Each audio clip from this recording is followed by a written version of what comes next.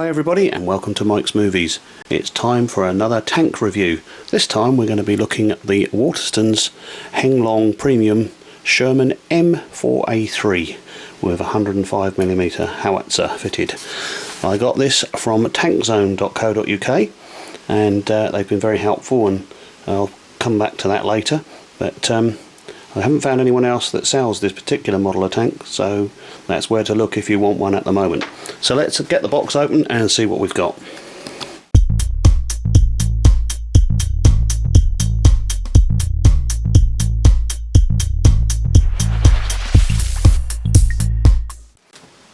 Tiger tank, with a significantly heavier tank.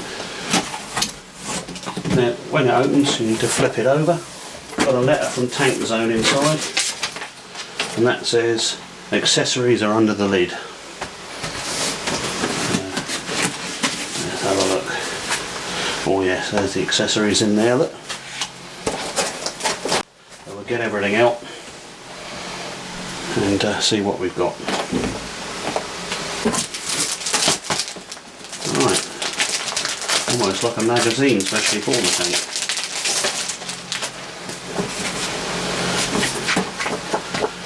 Nice bit of history of the actual Sherman tank and how it was made, and then we go on to what we've got in the pack. How to drive it. Good. How to fit the accessories. That'll be very useful.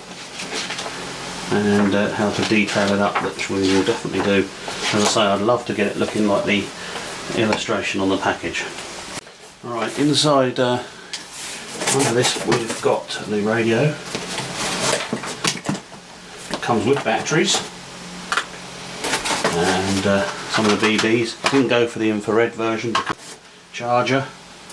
That's 500 milliamp.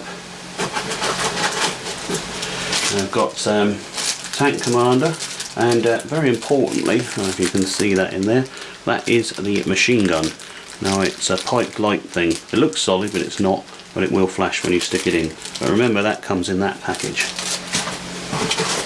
And lastly we've got the smoke oil.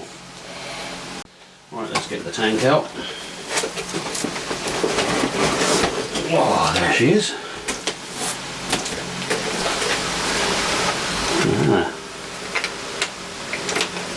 Metal tracks. They're quite plain looking at the moment. We've got to put all those details on. Great, okay. Let's have a look at what else comes with it.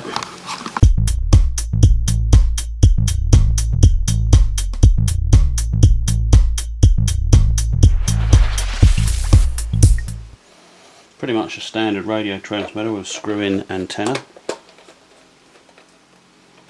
Trimming tool for the steering. And start-up gun and cannon. And the crystals fitted there. Batteries are the usual 8 AAs for controllers of this type. Of course you also get a decent size battery, 2000 milliamp hours, so you can do the maths on that. You've got 500 milliamps there charging. You can work out how long it takes, can't you? Can't work it out? That's quite easy really. If you're charging at 500 milliamps and you've got a 2000 milliamp hour battery, that means you're going to take 4 hours, or 4 times 500, to fully charge from flat. So I'm going to plug this in now and get it charging whilst we carry on looking at the rest of the tank. Now, unlike the last tank that I reviewed, where you actually took the body shell apart to get to everything, this one, it's all on the underside. The battery goes in there, as does the tank's crystal that you can just see in there. You've got the on off control and a volume control, because this tank comes with sound. We're also going to look at how to open the tank to service and check the gears. So you now have 4 holes, 1, 2, 3 and 4, which you have to unscrew the screws from. I'm going to do that. Okay, so I've removed the 4 silver screws, and now the tank should come apart. I haven't done this before, so let's see. Oh yeah, she's coming open. Turn it over, and here's everything inside. And as you can see, we've got a metal gear chain, quite a bit of remaining glue. There's your speaker, control unit, that's your aerial connector, which needs to go up there and be plugged in. If you pull that sheath back, you can find the plug part of it. Just click it in till it engages nicely, and then pull the sheath back across. So here you can see all the bits and pieces inside the tank. Let's just take a closer look.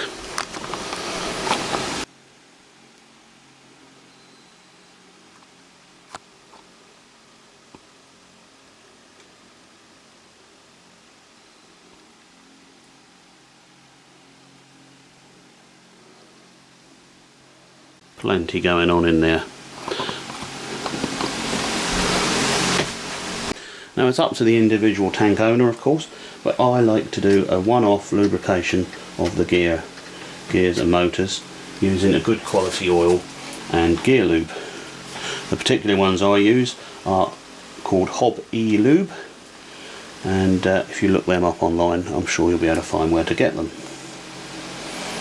So the first thing we're going with is the medium oil, and we'll lubricate all the bearings, including the front of the motor and all the cogs.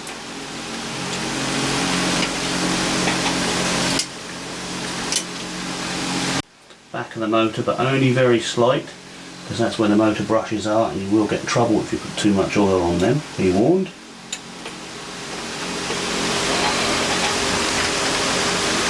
Front of the motor is not so important, you can put a little bit extra there. All the gears on the bearings anyway to start with.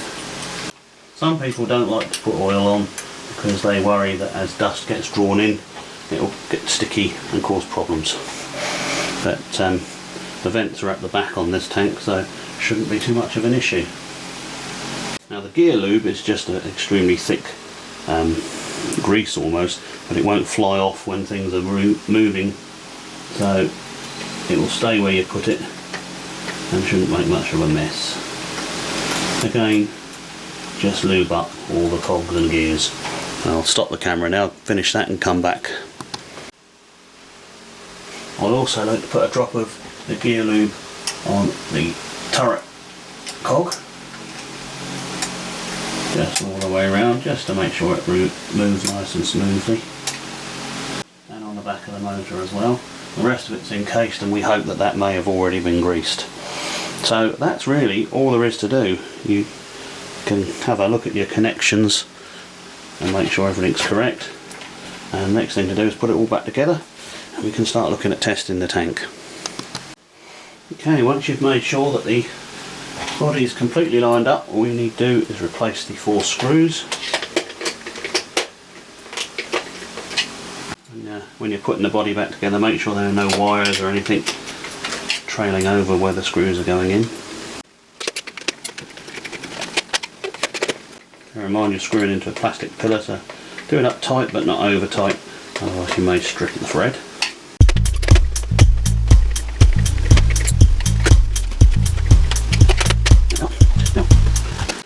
Couple of other areas that I've just noticed that could do with lubrication on a one-off basis perhaps. Again, it's up to the individual. I like to do it to make sure everything's going to be smooth, but just inside your track wheels here and the carrying wheels.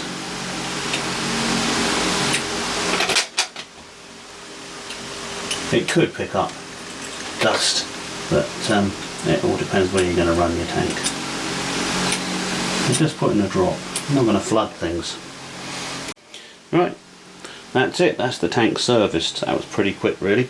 The aerial, by the way, you will find in the bottom of the main box, and it just goes onto the pillar there.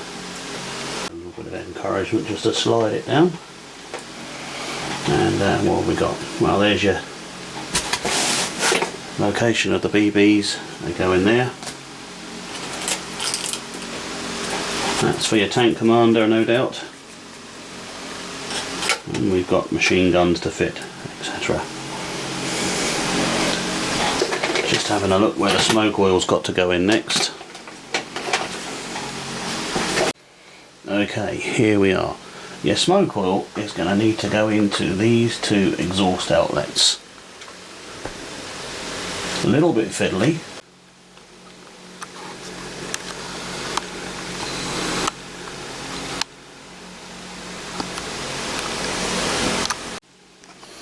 Now when adding the smoke oil, I don't think it's ever going to be extremely easy. I've turned the tank over initially. Don't add too much oil, or the little element that gets hot won't be able to cope with it and it will stop working. So I've started with the tank upside down. I'm going to turn it back the right way so that the oil can flow into the pipes inside. But it's already primed, so we should be okay. Okay, I've now opened the accessory parts, and there's a whole array of things to attach to your tank. Shovels, spare road wheels, look, simulated spare tracks, all manner of things. It's a machine gun to build to go on top. Blocker. There's the machine gun that goes on the front of the tank. Oh, let's turn him round. He just pushes in there. Might be an idea to add a drop of glue, I think, to make sure he stays in place for future. Anyway, let's put the battery in. It's had its charge, and we'll see how the tank actually runs. Just to finish on the section on putting the smoke oil in, the instructions will advise you to turn the tank on its back and incline it by 45 degrees, much as we did just now, to make sure that the oil actually gets in. And it advises you never to let the tank run dry of oil. The smoke unit can be switched off, so if you don't, you can burn it out. I've done this in the past, so never let it run dry or turn it off if you're not going to use it. We're just going to take a quick look at the controls and switches underneath the tank. So here we have the smoke unit on and off. It's the red switch. We have the volume control there, which is a screwdriver. You can get your nail in there and twist that, and you've got your main power on off switch. Here's the battery correctly installed. So you can get the clip down the side, and it keeps everything nice and snug. Okay, the time has come to test and see what happens. And you will see that the headlights are now winking. Power up the remote and press the key switch symbol. That will hopefully bring the tank alive.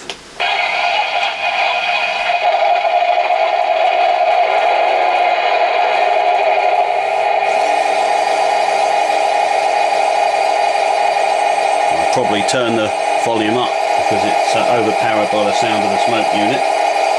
Let's just try the gun.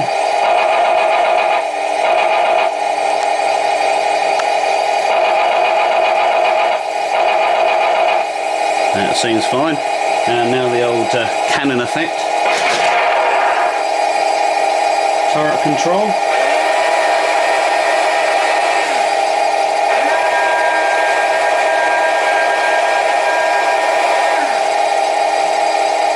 And we'll lift the gun.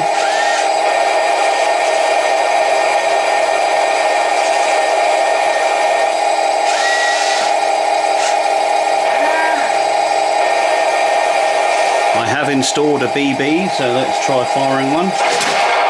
Oh, blimey. So it does it every time. Right, it's time to try it.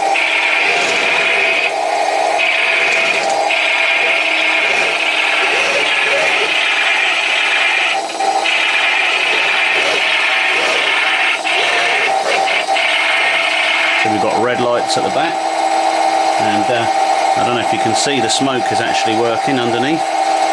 Simulating fumes, of course.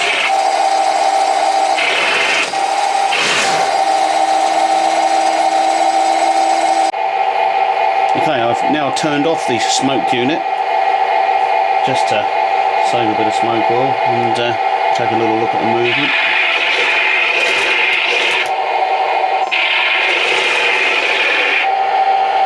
That all all seems okay. So there we have the Sherman tank. Basics covered. We've done the service, we've checked the functions. It all seems to be working. I just want to show you something. Wait there a moment. Okay, I'm back. Now, bearing in mind that the Sherman was in fact the Allied tank of choice that took part in the D-Day landings and freeing Europe, would you really have wanted to go up against one of these?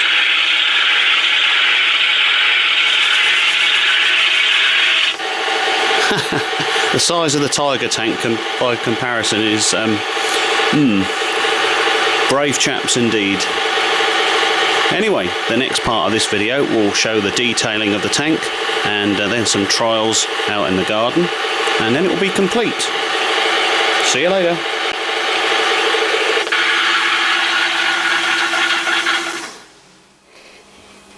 Okay, day 2 of the Sherman tank review, and what I'm up to today is fitting the detail parts. The booklet comes with instructions of where everything should go, so it should just be a simple matter of fitting all the pieces.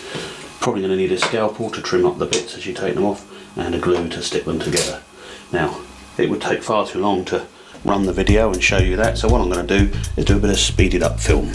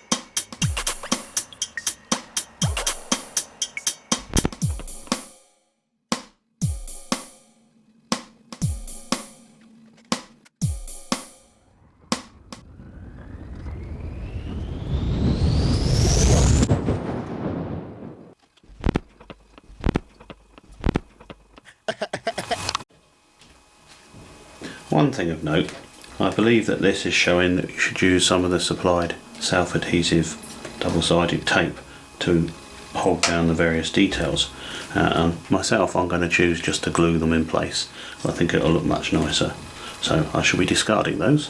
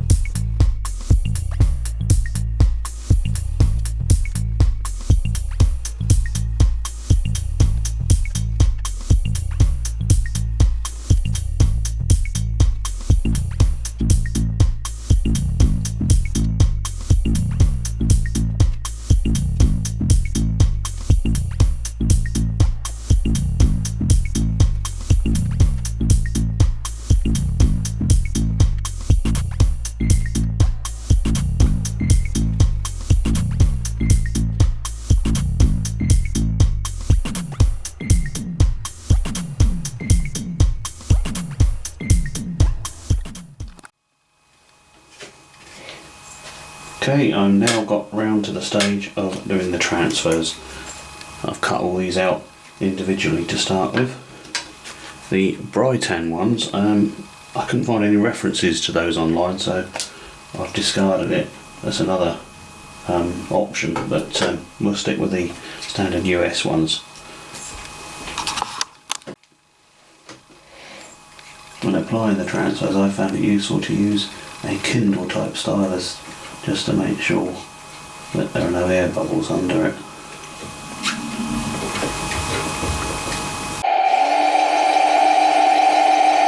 So here we are. Here's the tank with all the details. It's fairly customisable. You can fit things in slightly different positions if you choose, but it makes a good difference. The only thing I would say is the tank becomes quite delicate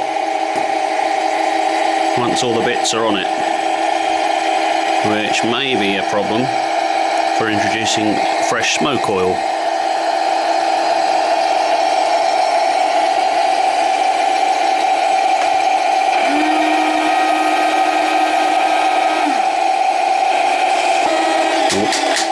What we'll do next is go for a quick test in the garden and see how it performs.